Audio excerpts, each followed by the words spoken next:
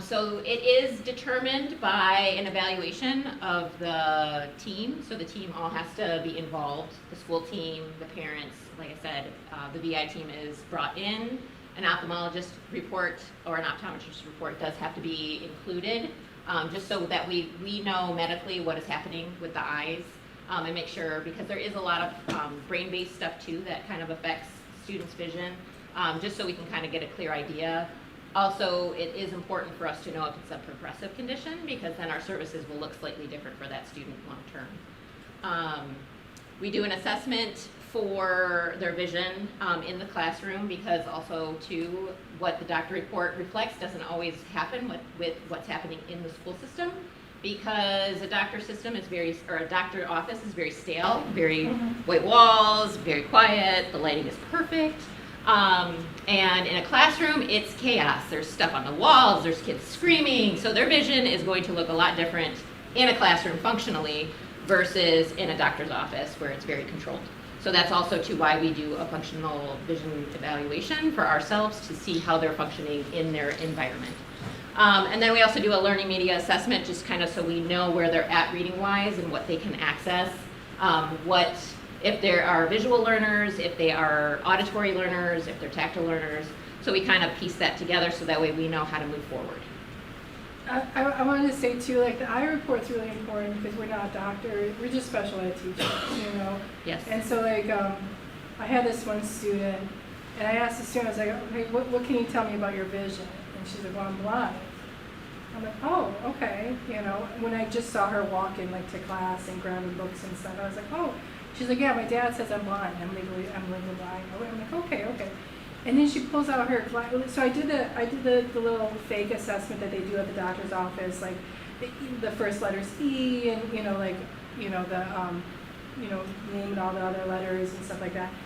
And she couldn't. I mean, her vision was like 20/200, which is legally blind. And then she pulls out her glasses and pops them on, and she has 20/20 vision. Perfect vision. So, yeah. So yeah, that is we've actually been having conversations. We have a new boss this year too, and so trying to teach her that we don't prescribe glasses. We don't determine what their acuity is officially. We don't determine what their condition is. That's the doctor that does it. They just report to us. But also to anybody who takes not anybody, but a lot of people take their glasses off and they're like, I'm legally blind. And so it has to be best corrected. So their vision, when we see them, we have to know if it's best corrected. So they have to have their glasses with them and on for us to work with them, or else we would literally have half the population, because everybody who takes their glasses off are legally blind, right? And so it does have to be corrected for us to give them access. And so for orientation mobility, so we will get a referral for O&M if the student is 2200 or worse. And so that is determined by the team. And if a referral is brought in, then we come in and do an assessment with the student in their school, in the surrounding area, depending on their age. So we go into familiar, unfamiliar areas to determine if they can be safe and what they need to do to be safe. So sometimes we do go in and see students who are around 2100, and that is if they are having difficulty traveling. So if they are tripping over everything, if they're tripping over their feet, if they're tripping over chairs, if they're running into things, then we will get pulled in. It's not just the 2200. It's to make sure that the student is safe in their environment. So we determine if they need a cane, because a lot of times too, depth perception can be an issue. So they could have 2100 in one eye and 20/20 in the other eye, and they're stumbling and having a hard time. So we come in and kind of do an assessment for that and make sure that they are safe, and if they need canes, that's when we bring them in and do travel training. So anyone can make a referral. It can be the parents, it can be the physician, it can be a classroom teacher. So anybody can make a referral to us. Our information is on our website, washtenaw.org, under the VI page. It would just be fill out the report with the student's name. We do require an I-report attached because, like we said, we're not the doctor, so we need to actually know what's going on with the student's medical history, with why they're being referred. And then the team is then brought on to, so an IFSP is for if the students are early on. So if they are under 3, then that's when they get an IFSP with the family, and they go into early on services. So anything after that will be IEP, so preschool and up. Then an IEP team will be brought together. And then if they don't qualify for a full IEP, which means that goals aren't quite necessary, but they still need like a large print book, where they don't need to be taught how to read a large print book, but they can access really on their own. It's just that they need those accommodations. A 504 will be recommended. Take off on this one. Oh, yeah. TC? So I'm a teacher consultant for the visually impaired. I'm a special ed teacher. You know, I do a lot of vision teachers also are O&M. Like Michelle is O&M certified and vision certified. I am not. So, but my responsibility is to provide specialized instruction to service like the needs of that student. So when we do the functional vision assessment. We get the idea of how they function with their vision, and then we see what goals they need. You know, and that's what I'm doing. I'm providing special education, like a goal to basically make things accessible. So I'm teaching them Braille, I'm teaching them assistive technology and things like that. So like there's screen reading software, maybe keyboard commands, things like that. So I assist school staff. I can't tell you how many presentations I have to do about this particular student and how they see and how they function. There's also like there's cortical visual impairment, which is a neurological impairment, which is it's kind of hard for people sometimes to understand if they haven't heard, because it doesn't have to do with the eyes, it has to do with the brain. So then I come in and I teach the staff about that, the best practices for that particular student. And anyone with the staff, it could be the TAs, it could be the PTs, the occupational therapists, the speech therapists, and then I make things accessible. If they need large print, I could teach, if a student has a one-on-one teacher assistant, then I'm teaching them how to do large print. You know, like, okay, because I'm not there all day, you know, I go to all over the county, so I'm teaching them how to do Braille, you know, minor Braille stuff, how to do large print, tactile stuff, like that, things that they need right there. But if they need something like in 2 months, then usually I make it, you know, or we have like a media center that makes it too. So, is there any questions so far? And a lot of times too, the schools have never had a student with a visual impairment, let alone somebody who's blind. So a lot of times we're going in and teaching them that skill and teaching them how to give access. So teachers kind of panic sometimes and they're like, I've never had a student who's blind, and so that's we are there to help support them and give them guidance.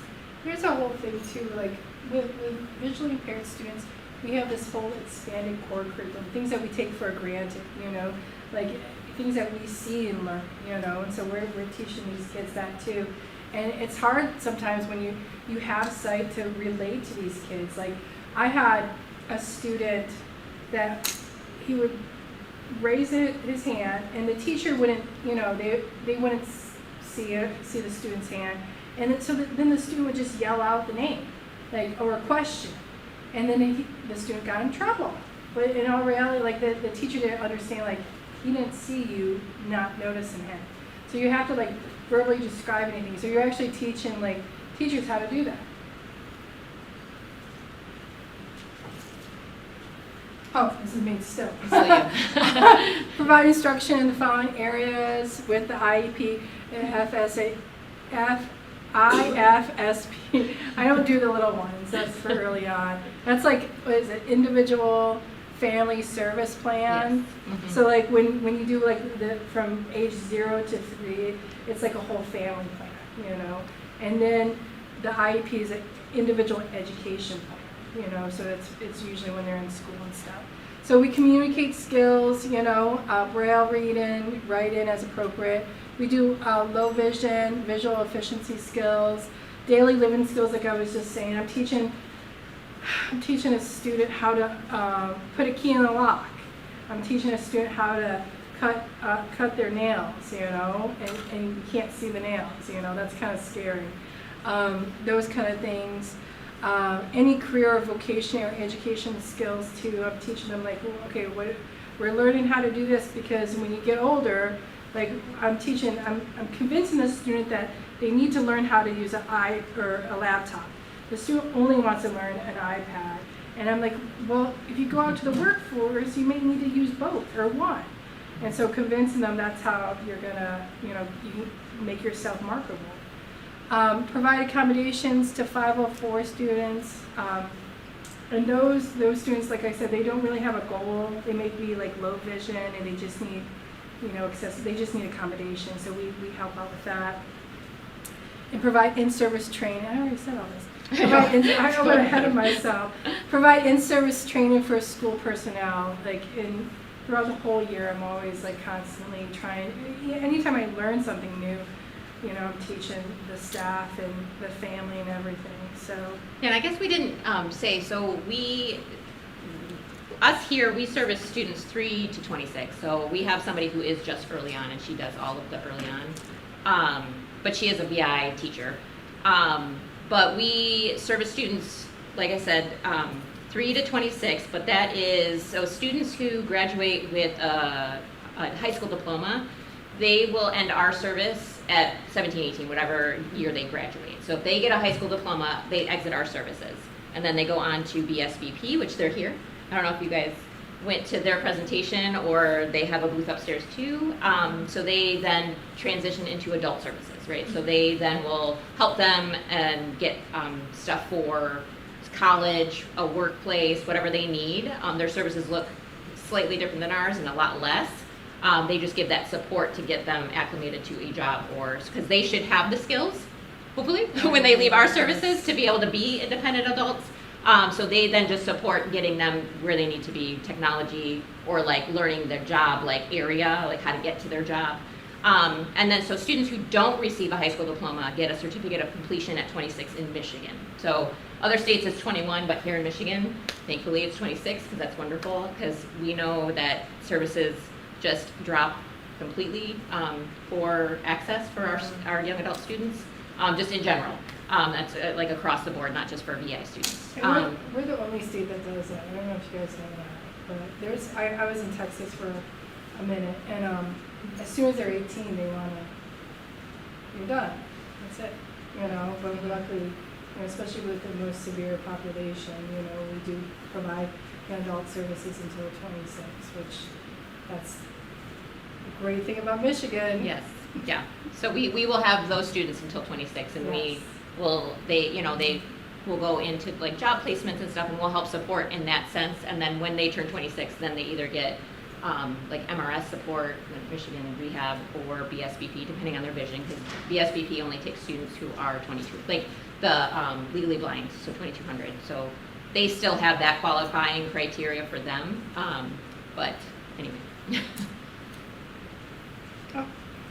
O&M. I did kind of briefly touch on it, but so we do the assessment to determine where they're at, so we can get, so early on still does the O&M, even though they're not quite walking yet, but it's like that precursor to them walking. So like they're learning to crawl, going towards like toys, so encouraging them to move, because a lot of times students who are totally blind won't want to move. They don't want to move out of their like comfort zone. I'm fine. Somebody's going to bring me a toy, right? So, so it is encouraging them travel.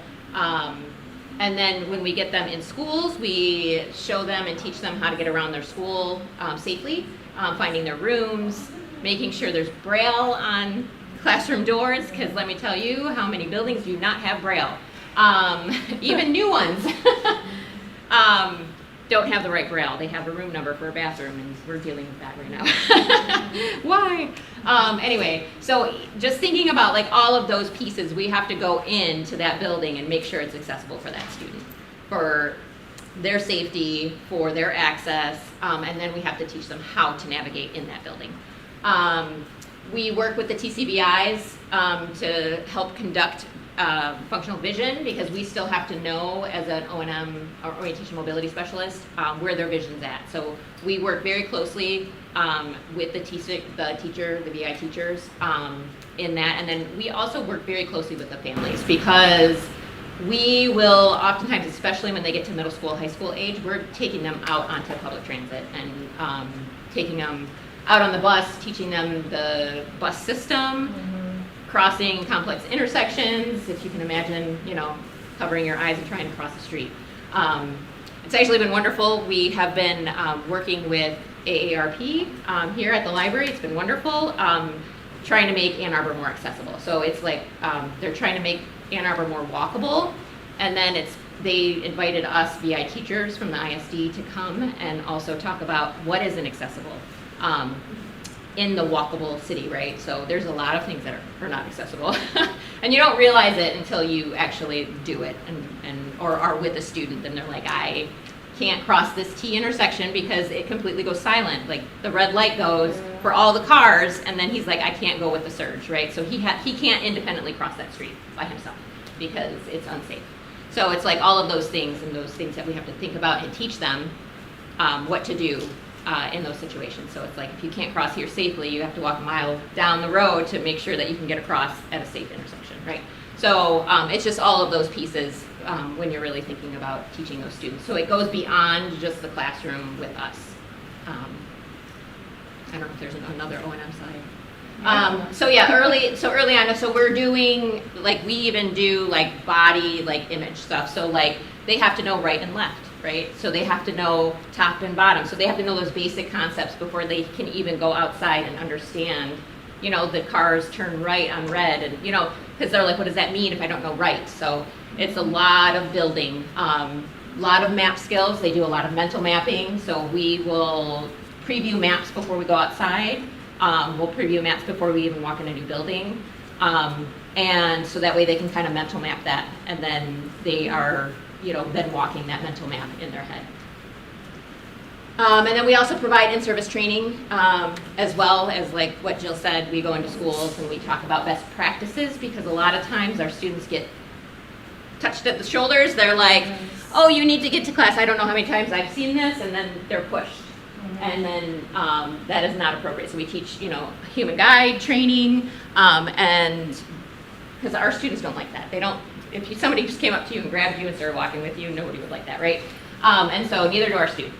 And so it is teaching those staff members what best practice is for helping guide students, and then when to jump in when they're lost, because sometimes we want them to get lost so they can do that mental mapping and route planning, so that way they can get out of it. Because I always tell my students and my families, I'm trying to put myself out of a job, because you're not going to have me when you're 18, 19 years old going to college, right? So you need to know how to do it when you leave me, because I'm not going to be there shuffling you around and teaching you how to continue to do it. So you have to know before you leave us how to do all of these skills. And like I said, these are just some of the things that we've done. We've done some human guide training at U of M museums, so we like to get into the community. Like I said, we're doing the walk audit with AARP, with Ann Arbor Library here, and so we want to go into community spaces and make it accessible, because our community is not 100% accessible. It's really hard for some of our students and families to go in to places. You know, Braille menus aren't a thing, right? It's very rare to go in and know what's on the menu. You always have to ask. So if it's just accessible on the website, or, you know, have Braille menus. So we go into different businesses to, you know, talk about it and make it accessible. And we're always willing to do that and go into the community spaces. And I even had students come out and speak to communities and members, and because they want it accessible as well. And these are our resources. So washtenaw.org is our website that you can find the referral and any information about us and our whole team. We have 9 of us covering the whole county. There is TBIs, so teachers for the visually impaired. There are some that are dual, who are VI teachers and O&M, and then we also have just O&M teachers, and we also have 2 media center specialists who are wonderful and produce all of our materials for our students. So they'll braille for our students because a lot of times we do send out to transcribers, but it can cost like $10,000 for an algebra book. So we try to kind of cut back on that and have some of our media center specialists do that, some of that material for us. The TAs will also braille and produce work for the students that on a daily basis, the teaching assistants that are with the students. Yeah, so, and then just the Michigan.org, that's where our MARS rules are, for our rules for how we have to follow the law for IEPs. So we were short and sweet. So, and you're welcome to ask any questions if anybody has any questions or any comments. I made a mistake because I was late, but are you like translating? Like you bring up a Word document on the computer and then you translate it to Braille? Yes. What Yes. system do you use? Duxbury. So we use Duxbury. There's also Braille Blaster, that's a free program that, but I prefer, and I know one of our media centers, our media specialists prefer Duxbury. It's just more user friendly, I feel like. But it's, it's really kind of just preference of what you prefer. But You have the latest version? yes, yes, we do. You don't. You know. Oh, okay. Where are you? We're from Macomb Library, the line. Oh, Macomb. Okay. County, yeah. So Okay. we work with the MISD. Okay. I used to work there. Eons ago. Yes, yes. We work with the TCBIs and O&Ms. Okay. Yeah. Yeah, so yeah, we have Duxbury. What is funny, because I actually just met with some of the Ann Arbor Library here, because they have an embosser here for their accessible library, and they were having trouble. They're using the Tiger software and Word, but I have to say the Tiger software is kind of finicky, and so they were having trouble getting it to go integrate to Braille, which is contraction. So anybody who doesn't know the Braille. So there's grade 1, which is just the alphabet, and so sometimes, so if a student if a person is a proficient Braille reader, sometimes it's hard for them to go back and read just grade 1 Braille. I know, like my 8th grade student, when she sees just grade 1 Braille, she's like, this is foreign to me. She's like, I'm struggling, because she's so used to like seeing those contractions and just knowing that condensed version of that Braille. So grade 2 is, I don't know why they say grade 1 and grade 2, but that's what it is. But it's contracted Braille. So, but yes, yeah. So we use Duxbury. We like it. We prefer it. But the Braille Blaster is a free version online. That's a downloadable version if you don't want to pay for the But it's still good. It's just it's newer, and so like there's still kinks and bugs and stuff in it. So. When I took my Braille class at the university, the teacher was like, listen, if you use Braille Blaster, I'll know, because some of it's not right. And so Yeah. I was so tempted to cheat, but after she said that, I was like, I guess I won't. Guess I'll really No won't. cheating.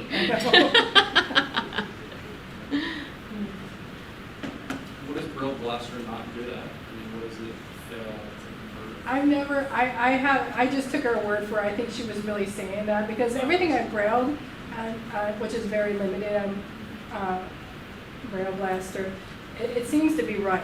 I haven't caught anything, but I think Yeah, I she was feel like just- it translates I right. think she was discouraging from people from cheating, because this was during the pandemic, and we had a Smart professor. Yeah, 'cause normally you would braille and she'd be watching you, but no, this class was online, so we would have to braille the work and then send it in, and so like, yeah. So Yeah, I and had fun. honestly, for me, I think it's because I know Duxbury. So I learned Duxbury, I knew Duxbury, and then Braille Blaster came out, and like for me, it's just confusing. I don't know why, but it's really nice for people who I think actually it would be a great program, because it does have like Duxbury. You can't really do side by side.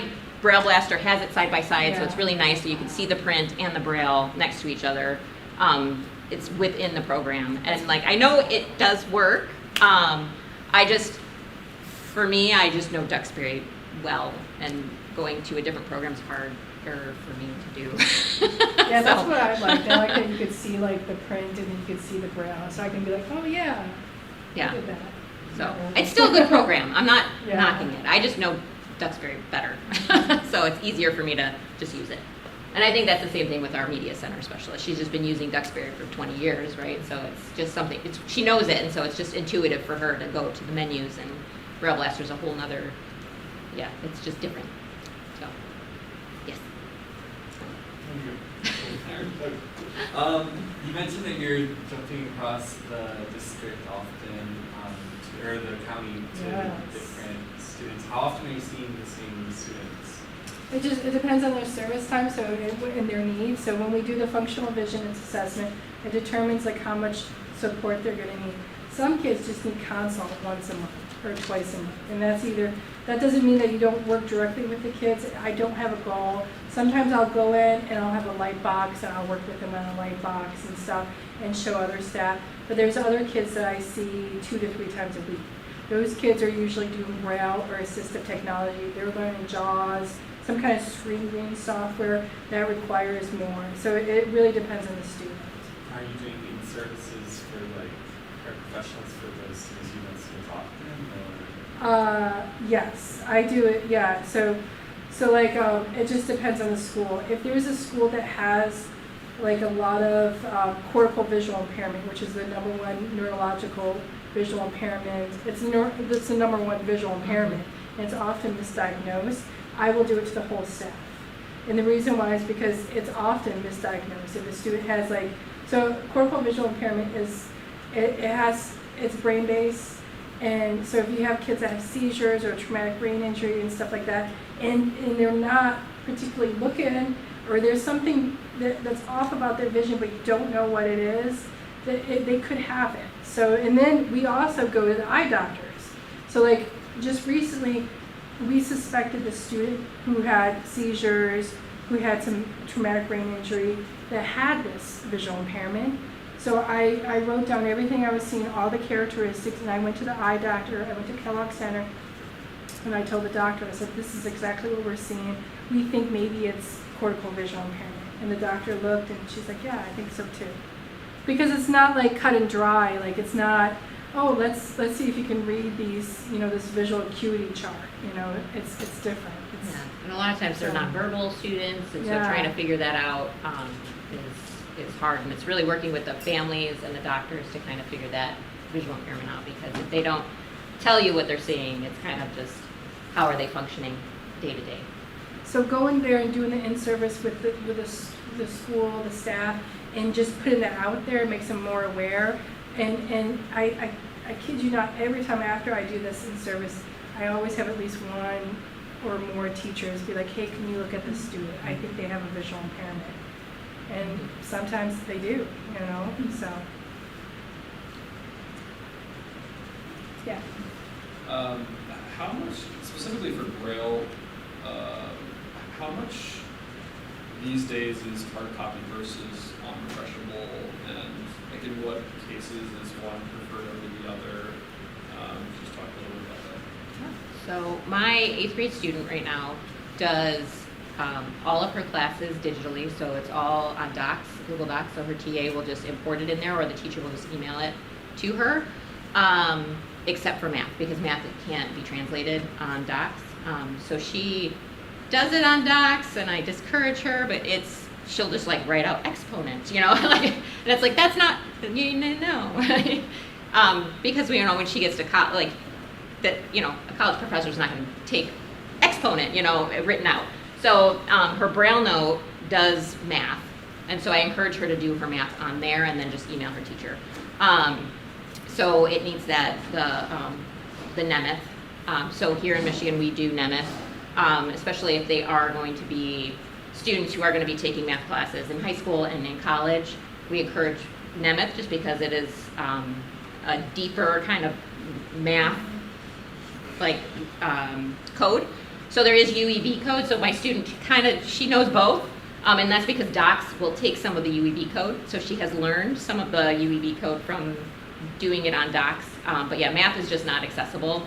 I have been scouring things to like find accessible programs, and I found some, but then I don't know how to use them, and so like it's just, math is very difficult, and it is just difficult across the board everywhere. I just went to an international conference, and they struggle over there too in Europe, making math accessible, but everything else for my student, foreign language, ELA, history, like everything's digital, with the exception of typographics. But we just make the graphics then accessible for her, or we'll order a book from Bookshare, which is the digital reading program, and then just send out the book for the graphics. And so then we'll just get the graphics, unless the T3 is like something that's like made. And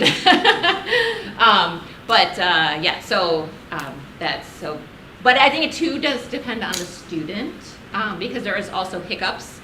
Like the PSAT, there was a big old hiccup with my student, and that caused issues, and so she wasn't actually able to complete it because, one, we had tech trouble, so sometimes there is tech issues. So we've been having a lot of tech issues with the Bluetooth connecting to her Braille device on the computer, so she uses the computer with the Braille device, the Brailliant, and there was just a lot of connection issues. So we've been having a lot of that, and then also too, if the wrong graphics are sent, which that actually happened too. So they sent the wrong graphics. So then there's just those hiccups, and like it's just trying to figure out, how to advocate and get through that. But I know my students prefer the digital. I know that's not every student. And usually when they're younger, it is more paper.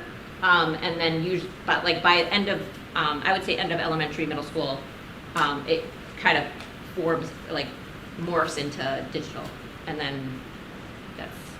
I have 2 4-year-olds, and so it's all paper. It's just all tactile discrimination and stuff like this, like all pre-Braille stuff right now. So it really just depends. I did have one Brailler that if they're not used like every day, they by 8th grade, like they were adamant about just using technology and just using JAWS, and so by that time they kind of make their own decision about things. So. Do you mean just the text-to-speech options, or? They're doing Fusion, so they do Zoom text, and they do JAWS, so they're learning screening and software. So yeah, they hated Braille, hated it. Yeah. So. Yeah, and I think that it depends. It's really student dependent, but yeah. I encourage whatever the student is excelling in. So like my 8th grader excelled on her Braille note, and then we are transitioning her to a computer, and she mainly used her computer, and she flew with it when it was working. But yeah, so it's really student based. But most students nowadays it's tech. Like because they're using Google Docs and any Schoology and Canvas or Canva, Canvas. So a lot of schools are using online programs. So, did you have a question? Yeah, you kind of addressed it. I was going to ask how much of your curriculum use chessboard and Braille versus JAWS. Oh yeah. So it really is student dependent, and we do push for tech just because that's what kids are using. So we kind of try to keep it in line with what kids are using. And sometimes it is just, it's accessible. And you think about what are they going to do after high school? They're going to be using computers. They're going to be using iPads. What kind of job are they going to have? Yeah. They can have a job using a computer. So versus waiting for somebody to do Braille. So. Yeah, and that's another thing that we have to kind of decide with the student. So I keep talking about my 8th grader just because she's my Braille kid. So we've been working with Windows and JAWS forever, since 5th grade, right? And we've just been having so many issues. Her mom is a Mac user, she's an iPhone user, and I was like, you know what? Let's try a Mac. And it has the built-in software. We don't have to we don't have to mess with JAWS anymore. Her Braille display will connect to a Mac, and so we're gonna try that next year. So hopefully, wish us luck. So that's another decision that we have to kind of make as a team. And I know that JAWS, the state pushes us for JAWS, and I think it's because in my opinion, it's very kind of old school thinking. Don't tell the state I said that. Just because like Mac didn't used to do as much as it does now. Like it didn't used to be so accessible to a lot of other programs. And so like I think teaching the students both skills is great because you don't know where they're going to be, right? My student could want to go into engineering and need a program that only works on Microsoft, right? So I don't know, but or it, you know, she could not. And she could, I know she wants to go into like law stuff, so like she could get a buy-in with a Mac. She doesn't, you know, she's not gonna need programs that are specific to JAWS. So I think that if she flies with Mac, then why not let her do that? So we're gonna experience both, so that way she can kind of make that decision as an adult, which is what we want them to do anyways. So.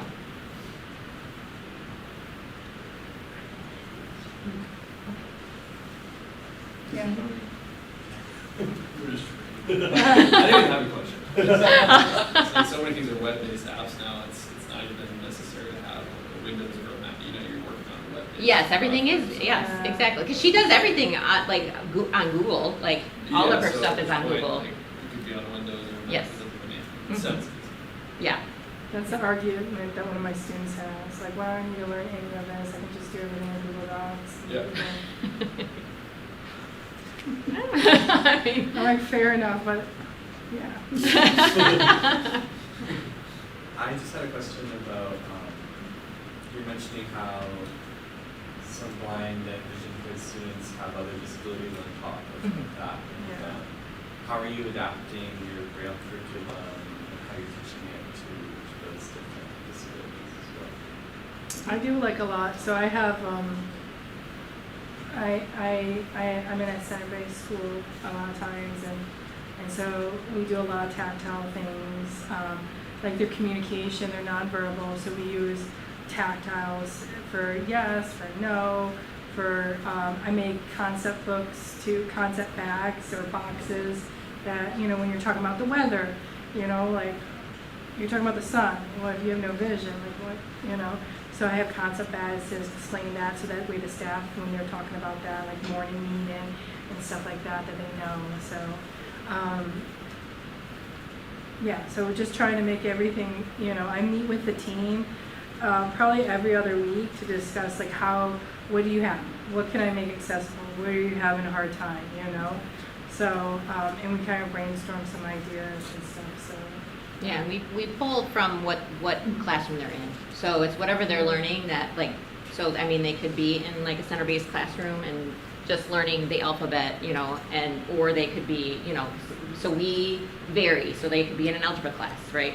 So we just base it off of what program they're in and what level they're at, and then what the team feels that they need to be learning in that sense. So if it is just tactile information, so tactile pictures instead of Braille, then that's because that might be where they're at. So they may be non-readers, like their peers in that classroom. And so we'll still introduce Braille just to kind of make sure that it isn't just the vision that's keeping them from learning that skill. But you know, so it really is dependent on that program. But we do work with the classroom teams and pull whatever curriculum they're doing and adapt it in a manner so that way they can access it. And explain too, like how you do, like if they're emergent literacy, you know, they're learning like this is a book, these are words, I'm going to read this. Then I have to Braille the book, and so when the student feels it, I'm like, oh, that's Braille, those are words, and this is what it reads, you know, that kind of stuff. And then if there's any pictures on the page, I try to make I try to have like real objects or something like that, something tactile, you know. So.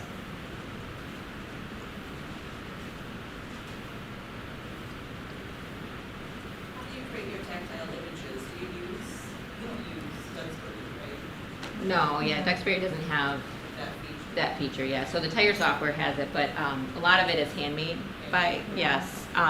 We are looking into, like, so our media center has been researching embossers to help support more tactile graphics. But then also we will send it out, like if it's like a book, like I said, like a geography book, we'll just send it off to get all of those made. And that way we don't have to worry about making every single graph.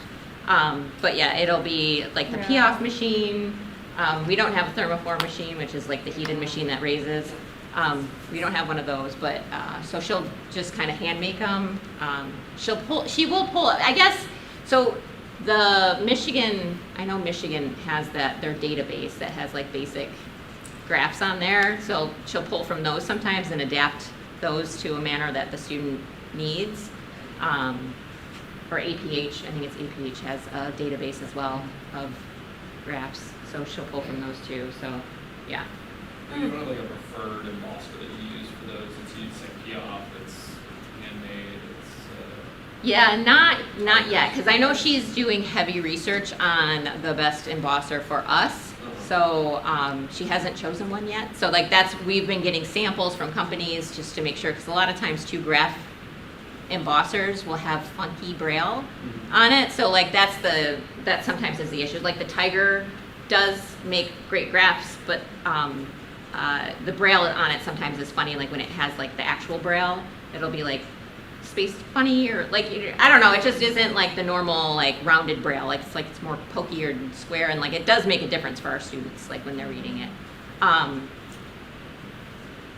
have a big box, like, so I have a student that's actually at a virtual school, and so whenever the student gets something, I have to make it on the spot. And so there was they're in algebra, and there was like a graph. I'm just like cutting stuff out, and I have like tape, like glitter tape and stuff like that, so it's more accessible. So I wish it was a little bit easier, but it's a little time consuming, you know. But, yeah. How do you modify digital content, like stuff that's on Google Docs or like something on the Braille display? How do you modify that in some of the ways you're adapting to some of the printed material for students? Well, like it depends on what it is really. Like if it's graphs, I usually make it tactile so that they see it. So first off, like whatever the student has, whatever program they're using, I think it's what it's called. But anyways, it's not accessible. I have to put everything into Google Docs. So I have to copy and paste things, put links, make it into Google Docs, share it with the student. The student then sees it on an iPad and can blow it up as big as they want and change the font if they want, bold it or whatever. Anything that's a picture, you know, and I ask the student, can you see this? No? Okay. And then that's when I have to figure out something and make it tactile. And there's times when I'm like, I make something tactile and the student doesn't understand what I'm making. I'm like, okay, what if I did this? So it's really working with the student, especially if they're older. They're going to be able to tell you what they can see or understand, you know, so. Yeah, and I do have to say, sometimes with the dots, when it's only a dotted graph, that sometimes is hard to differentiate. Like, because sometimes they'll have a different pattern, and that doesn't always translate to the student. Like, actually, it was the M-STEP, so it's the state test, and she and I, like, she was looking at it tactily. It was a map.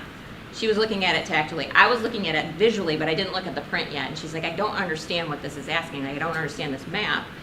And it was really interesting because, like, the negative space, like, should have been the tactile space. And, like, it was just really weird because I didn't know what it was either. It was supposed to be represented.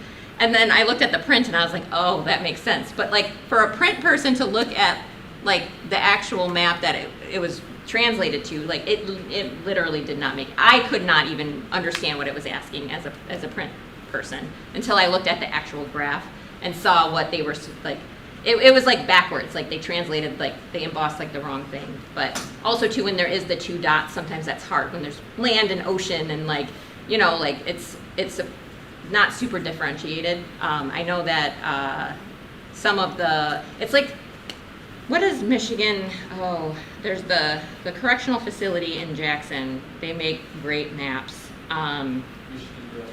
Yes. So my student likes that because they combine, like, the thick paper, like the kind of like the Piaf kind of graphs with the Braille, and, like, it's a combo. Because when it's only Braille, she has a hard time sometimes differentiating between some of the graph when it's all just dots everywhere. So solid lines and Braille combined are best, at least from my 8th grader's point of view. you all started to use any AI tools yet for whether it's conversion of content or maybe, I don't know, providing context for things that are difficult to emboss or, yeah, just curious whether that's worked its way in. So a little bit with seeing AI, just because it reads some Yeah. things. Oh, yeah. My student actually this week got some meta glasses. I don't know how, like, I kind of want to like talk with her after she's used them for a bit, because I'm curious, like her mom was explaining how like it's, you know, she's hoping that it will translate some of the stuff for her, like she could like look at a worksheet and it'll read it to her, but I don't actually know if that is accurate and feasible. I haven't really looked into it. But a lot of the seeing AI has been like one that we have found most success with. Yeah. She doesn't use it a ton, but on her own. Do you have, I mean, is there some that you were thinking about? I imagine in like 3 months, those glasses will Yeah. probably be able to, you know, solve all the problems on the worksheet. You know. Yeah, I know, right? They What's the already answer to can- number you one? Take that back, they already can do that. So. I was up in Lansing with a bunch of vision teachers, you know, that have a lot more experience than I do. And I said, what do you like? Do you like the OrCam? You know, is that worth it? Or the Meta? They said Meta. They said those are amazing. I feel like, yeah, the OrCam I've heard, like I even had a Yeah. tech who teaches technology to blind folks and was like, I don't like the OrCam. Don't, because like my student, they were going to get the OrCam, that same student. And they told, like we had a meeting with him and he's like, no, it's not worth it. So, but then they got the meta glasses. So, well, I don't know, we'll see how that goes. LensCrafter has them too, so if you wanted to like look at them too. Like at Briarwood Mall, I don't know if they're all Oh, the LensCrafters. glasses? Yeah, Yeah. you can just use it. I was like playing around with it. And stuff. Yeah. So we don't have it. We should get a pair. We're like, Yeah. we need it for the Yes, ISD. yeah. We need to train. It would be good, yeah. Make that case. All right. Is there any more questions? All right, thank you. Yes, thank you so much for coming. Yeah, thank you.